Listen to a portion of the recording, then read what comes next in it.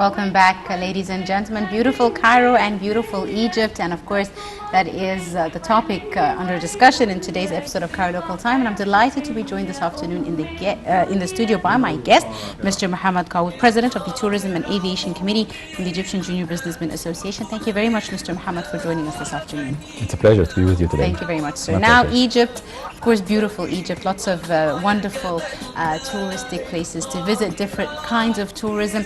And recently, Cairo has been placed in the third position on the Lonely Planet's list of the top 10 destinations for 2020, which is a great achievement, really, as Egypt has been working very hard to regain its position globally when it comes to tourism. First and foremost, let's talk about this ranking and what is a Lonely Planet. It is a traveler's guide. So tell us a bit more about the importance of this rank. All right.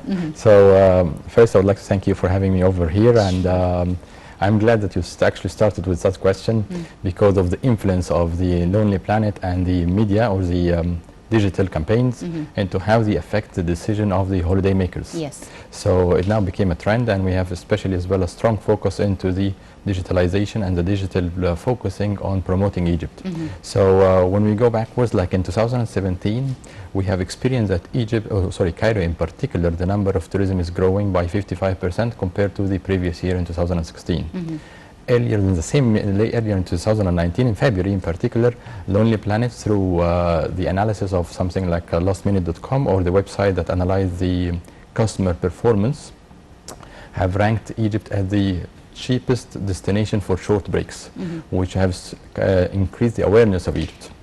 Besides as well, Egypt was mentioned as the second cheapest for entertainment after Manila in Philippines, which actually brought a lot of the middle class starting coming to visit Egypt. Similarly as well, in the same year, the Nile Valley was considered the most value destination to visit. On top of this, with the expectation of the opening of the Grand Egyptian Museum coming up, followed by the two airports, the Sphinx Airport and Natamea airports, we are expecting to have Cairo as one of the top 10 destinations to visit in 2020. So what does this mean for tourism in Egypt? As you said, it's very important because people use such ranks and guides when it comes to planning, for example, their vacation. But Cairo specifically, I mean, there's always been a hype, oh, it's crowded and there's only a few things to see, rather go to different kinds of places like Luxor, Aswan, Red Sea, etc. But this has changed, really, how people would view their visit to Cairo. As you mentioned, the Sphinx Airport, a very unique airport situated in a very important area, right by the pyramids, right by the Grand Egyptian Museum, a very big project that Egypt is undertaking now, which will further boost tourism in Egypt. We can't not talk about the Grand Egyptian Museum. What does this mean for tourists and for the tourism numbers that are coming to Egypt in 2020? Okay, so it definitely means a lot to Egypt. So when you have Egypt being featured in all this international organization, it has a direct effect on the economy. So let's look at firstly on the macro level. Yes. So when you look at the gross domestic product of Egypt, GDP is increasing on an average of 6% per year. And the tourism is contributing directly to the GDP 6.2%. with an annual increase of 4.7%. So when you talk in numbers into this number, so you have in 2018 9.5 million visitors came to Egypt. So generating 12.6 billion US dollars. So you can imagine the effect on directly on the tourism as an industry and on the sectors that are already integrated with the tourism industry. Yes. So the tourism itself is we are considered as the first service exports. So when the customers come over here and spend money in Egypt, it's considered as an export. And the service industry of the tourism, it comes as #1 industry when it comes to the export, like the export of service. So this will definitely affect people going and eating at restaurants, staying at accommodation, renting cars and vehicles, going for sightseeing and excursions across the country. Definitely the country has more to offer. Like there are many iconic cities beside Cairo, from Luxor and Aswan, Marsa Alam, Sharm el-Sheikh, and they all have something special to offer and a great experience for the client. Indeed. Now, Mr. Mohammed, Egypt in the last few years has really tried to diversify the different kinds of tourism available for people visiting the country. So it's no longer just Red Sea or cultural, which were the two main touristic events happening in Egypt. Now we have lots of different diversifications. We have ecotourism, wellness, we have health, we have sports, we have conference tourism, which Egypt is also really picking up on. How does this diversification of the different kinds of tourism play into, you mentioned, the numbers and the importance of the availability of all the different kinds of tourism? And some people come for specific visits. Some people come just for wellness, some people come just for religion. For example, we've seen a recent increase in numbers of Asian tourists that come for the Holy Family's visit, stay in Egypt, etc. So diversification of the kinds of tourism, how important was that in your opinion? Okay, so firstly we need to acknowledge the outstanding performance of the Ministry of Tourism, where especially with the program that was done, like Egypt, the development program and the national strategy for the tourism. Yes. So they have made the program of analyzing all the data that comes to Egypt, from which they start afterwards making like proper decisions from legislation, from introducing new products, being aware of the new trends in the international marketing and going with them. The country now, it's definitely offering different kind of experiences that goes along with the in general demand. So from, as you highlighted, like culture and heritage will be the most sought after when people are coming to Egypt. Health and wellness became a trend, especially with people caring about their wellness. Meditation as well and yoga treatment, whether in Egypt or in the upper part of, whether in Cairo or in the upper part of Egypt. Golfing as a sports.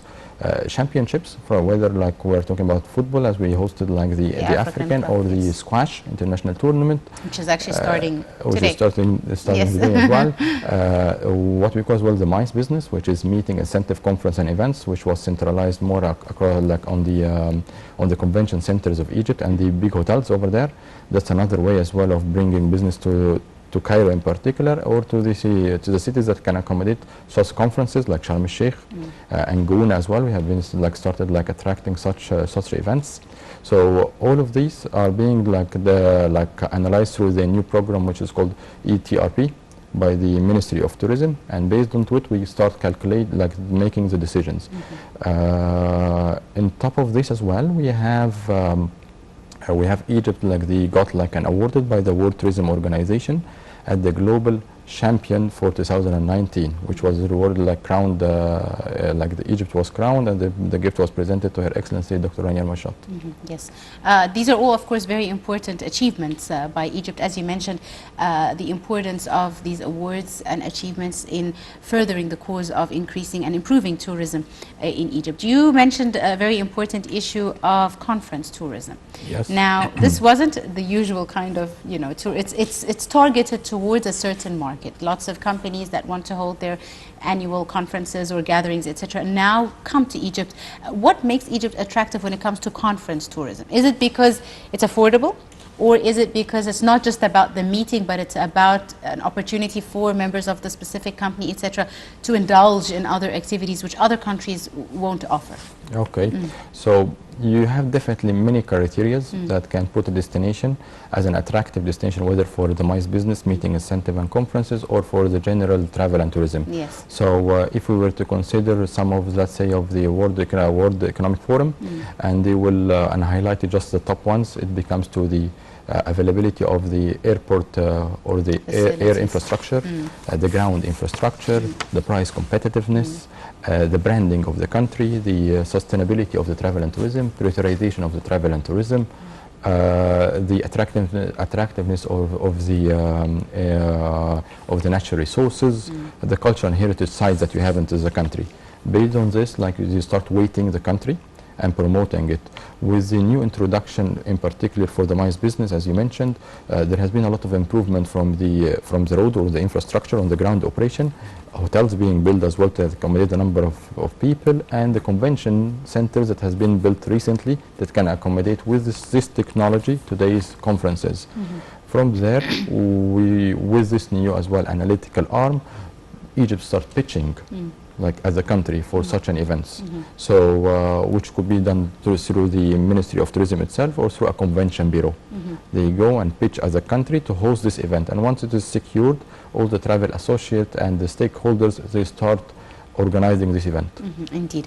And we're further diversifying that specific kind of tourism, especially with the new venues. For example, the new administrative capital, which is being started, the new Alamein city. Lots of different opportunities to continue with this kind of tourism, wouldn't you say? Yeah, so we'll differentiate between having something on the new capital or in Cairo when it comes to the MICE or going to Al Alamein. Because of the proximity, the number of rooms that you need to provide in this destination. Alamein is yet to be developed, so the total number of rooms for such a big conference is not yet present. However, like on the close future, once the hotel inventory starts increasing, definitely it will be an attractive destination for such an events.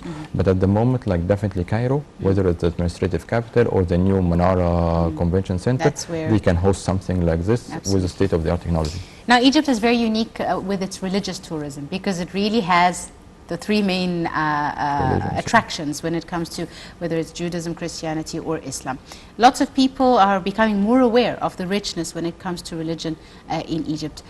Has religious tourism spread and improved since years before, in your opinion? It is stable, so I would say like the tourism in the religion side is stable because it's always a sought after like trip or a sought after journey for the believers of each religion. So we have definitely made like a strong focus on St. Catherine, so the facilities over there to be more of upgraded in order to host a bigger number. So then the easier the tourist can find the services and accessibility, the more numbers that they come, the direct income that's coming to the economy, fostering all different services and adding a lot to the small businesses that they would like to start, like an entrepreneurs over here or medium enterprises. They will benefit from such trips. Indeed. And also there have been lots of developments, for example, the introduction of the Holy Families trip throughout Egypt and the upgrading of the infrastructure and availability of accommodation and transport, especially in Upper Egypt, which hosts a lot of sites that were visited by the Holy Family. So they're working hand in hand, not just introducing the new kind of tourism, but upgrading facilities at the areas. And this is very important because you need to fulfill what you're offering as a location, really. Right. Let's talk a bit about, you mentioned sports tourism. Golf, which wasn't really at the top of my head when we were talking golf, of course. And Egypt has also hosted lots of championships recently. The African Cup of Nations, a great success. And really it improved African tourism. Lots of African countries came to support their teams, and at the same time, it allowed them to see lots of different areas and not specifically touristic areas, because the stadia were not specifically, they were spread across the country. There were stadia in Port Said and in different cities across the country. How important was the African Cup of Nations when it came to encouraging African tourism? No, it was a tipping point. Like it was actually like a very strong for our country to host such an event. Yes. So from the awareness is being brought from this continent and how beautiful like Egypt could be sold to this clientele. So I think like for the way forward with the African countries is that we will, beside like focusing on the national security and maintaining it, is boosting like the process of bringing more tourists to Egypt. So the facilitation of the visa will be one of the key factors in order to generalize the services over here and bringing more tourists to Egypt. And this could be done easily, especially that we have done it for the African Cup, which could lead afterwards to more of sustainable kind of different other of traveling habits coming to Cairo. Recently, and just very quickly because we are running out of time, the United Kingdom lifted the restrictions and its flights are back to Egypt, a very good positive step. And this is a result of hard work between the two countries and lots of fulfillment of requirements on our behalf here in Egypt. How important is that, and how will that affect tourist numbers coming?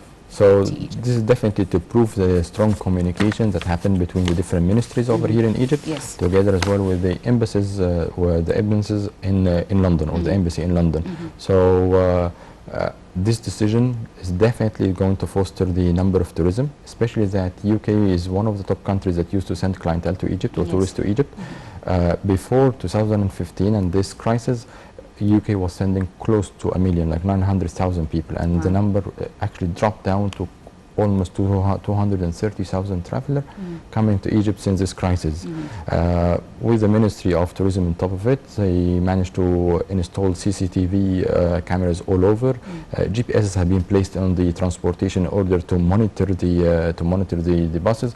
Proper infrastructure have been in place. Upgraded, So yes. safety and security became a priority. High standards were met, which is hopefully, inshallah, as well, will open for other countries as well. Yes, So continue. lifting it up and expected to have 13.4 to 13.6 million visitors by 2022. Wonderful news. I'm afraid we have run out of time. Very quickly today, indeed, Mr. Mohammed Kawood, the President of the Tourism and Aviation Committee from the EJB. Thank you so much for joining us this afternoon and for all your insights. Thank you very much. Thank you very much, sir. Ladies and gentlemen, that's all the time we have for today. We do hope you have enjoyed this edition of Cairo Local Time. You were in the company of myself, Angie Meher. Many thanks for watching, and we leave you with some more. Stay tuned.